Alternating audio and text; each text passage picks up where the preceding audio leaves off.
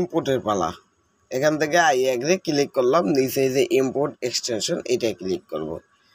এইখানে একটা টিকমার্ক উঠিয়ে দিব, টিকমার্ক উঠিয়ে আই এগ্রিতে ক্লিক করলাম। আই এগ্রিতে ক্লিক করার পর এখন দেখুন এখানে কিন্তু 12 ওয়ার্ডের পার্টস আমাদেরকে দিতে বলতেছে। তো আমাদের এই যে আগের ওয়ার্ল্ডের যে পার্টস ছিল সেই পার্টসগুলো আমি এখানে পেস্ট করে দিলাম। এই যে এখান থেকে ভি সেপে ধরছি, তাতেই কিন্তু এই যে সেই আগের পার্টসগুলোই কিন্তু এখানে চলে আসছে।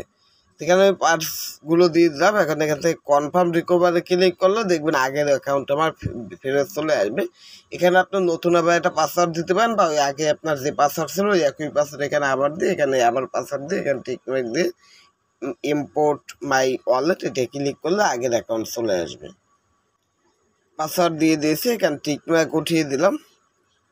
এখন পাসওয়ার্ডটা হয়তো মিল হয় নাই, এখন পাসওয়ার্ড ঠিক রয়েছে। এখান থেকে ইম্পোর্ট মাই ওয়ালেটে ক্লিক করব, দেখবেন যে আগের ওয়ালেটই আমার ব্যাক চলে আসছে।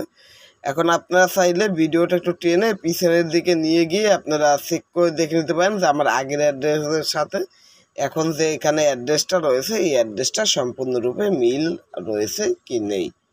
আশা করি বুঝতে পারছেন। তো এখন এই পর্যন্তই আজকের ভিডিওটা রাখবো, এর থেকে বেশি